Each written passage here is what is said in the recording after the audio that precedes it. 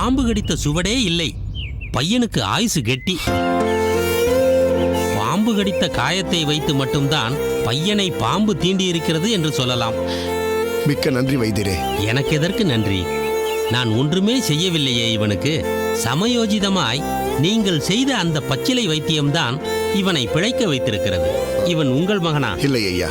வைத்தியர்களுக்கு மட்டுமே தெரிந்த இந்த பச்சிலை வைத்தியம் உங்களுக்கு எப்படி தெரிந்தது? நான் சிரியா நங்கை என்ற பச்சிலை பற்றி கேள்விப்பட்டிருக்கிறேன். கீரி பிள்ளைகள் இந்த சிரியா நங்கை செடிகள் செழித்து வளர்ந்திருக்கும் இடங்களில்தான் வாசம் செய்யுமாம். பாம்புடன் சண்டையிட்ட பின் தன் உடலில் ஏற்பட்டிருக்கும் காயங்களின் வழியே பாம்பின் விஷம் ஏறாமல் இருக்க உடனே கீரி பிள்ளை இந்த சிரியா நங்கை செடியில் விழுந்து புரளுமாம். நன்றாக விஷயங்களை தெரிந்து வைத்திருக்கிறீர்களே. சிரியா நங்கையை கண்டவுடன் சீரிய நாகம் நிச்சயம் கட்டழியும் என்பது பழமொழி. அருமை அருமை. ஆனால் இதுதான் சிரியா நங்கை செடி என்று எப்படி கண்டறிந்தீர்கள்? அப்போதுதான் அந்த தோப்பில் கீரிக்கும் பாம்பிற்கும் சண்டை நடந்திருக்க வேண்டும் என்பது என் யூகம். அந்த கோபத்தில்தான் பாம்பு சிறுவனை தீண்டி இருக்க வேண்டும்.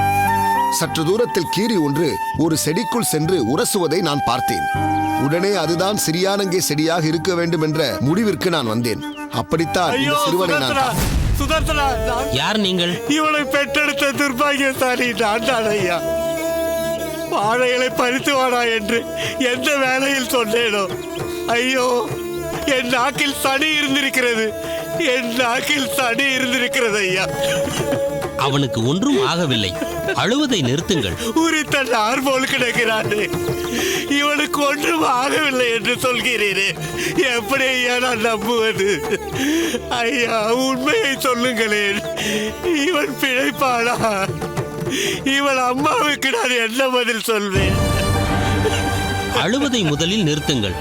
அவனுக்கு ஒன்றும் இல்லை என்று சொன்னால் நம்ப வேண்டும்.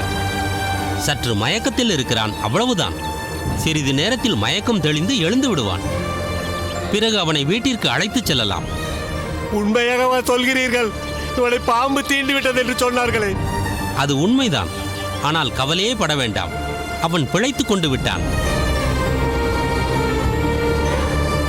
ஐயா தெய்வமே, எப்படி நான் உங்களுக்கு நன்றி சொல்வேன்? நீங்கள் நன்றி சொல்ல வேண்டியது எனக்கல்ல. உங்கள் மகனை காப்பாற்றியது இதோ இவர்தான்.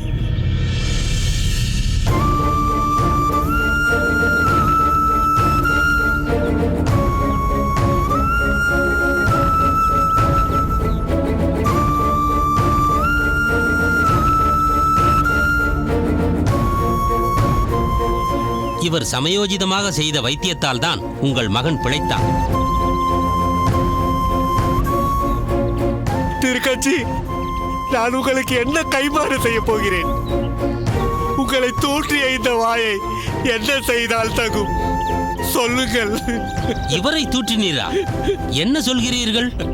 சிறுவன் உங்கள் மகனா என்று கேட்டதற்கு இல்லை, எனக்கு மிகவும் வேண்டியவரின் மகன் என்று சொன்னாரே. பெருந்தன்மை வைத்தியர் ஐயா.